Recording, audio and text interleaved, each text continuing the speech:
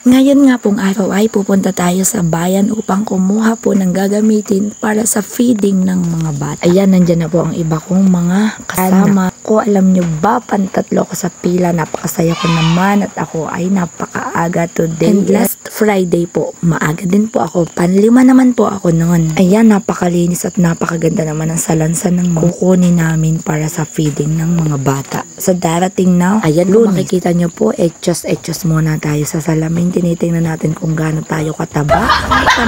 Shout out po kay Sir Violet, kay Sir Eds, kay Ma'am Josa, shout out. At shout out din po dito kay Ma'am Jean na ayaw magpa-video dito sa binigay niyang order ni Ma'am Ninya na 5 sabon at saka isang baby powder for my baby, kay Kent. Shout out kay Ma'am Risa yung kanina, kay Ma'am Nelly, kay Ma'am Marisa, kay Ma'am Viohan, kay Ma'am Ate Jezebel at saka kay Ma'am Christine Bonto. Papasensyahan nyo na po ang aking boses at talaga na pong napaka-mapausin ko talagang tao. Shout out Ma'am Georgia. At dumako naman po tayo. Yan, nagchichikahan kami ng konti habang hindi pa nag-i-start ng pamimigay. Ayan, sinasabi ko dyan na magpapagupit din ako ng babka. Next year.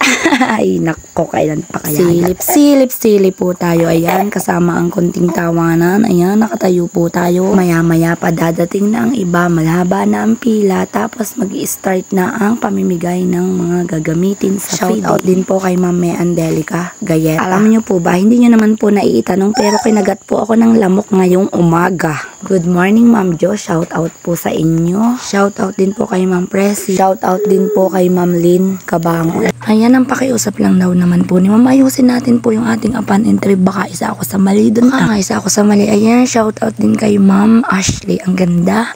Kay Ma'am Nancy. Tuwang-tuwa talaga ako dito. Ang bait. Super bait po niya. Kagaya po ng ibang child development work. Yung damit lang. Ay, masaya ka dahil? Dahil maganda ka. Ayoko na. Tunay naman ako'y binubula pa ni Ma'am Janet. Shout out Ma'am Nancy. And sa'yo din po Ma'am Ninette. Shout out. Ay nako, sobrang paos ka na talaga. Pasensya na po. Ayan, nandito pa po ang iba nating kasamaan. Ayan, si Ma'am Nikki, si Ma'am Grace, at saka ang kanyang napaka-cute na anak ni si Zoe, si Ma'am Pebi, si Bea na maganda. Ang cute-cute talaga ng batang ito. Napakaganda pa. Ma'am Melanie. Alam nyo guys, pagkasama nyo siya, mawawala ang problema nyo. Matatawa na lang kayo. Ma'am Bernadette, Ma'am Mylene, at saka yun si Catherine, si Ma'am Catherine. Shout out sa inyong lahat. Ayan, paalis na yung aking isang kaibigan na napakaganda. Puganda bagastig. Ayan, hanap ayan, si Ma'am Christine. Ayan, si Ma'am Christine pang isa na ayaw magpa-video at siya daw ay guard. Ang ganda-ganda naman.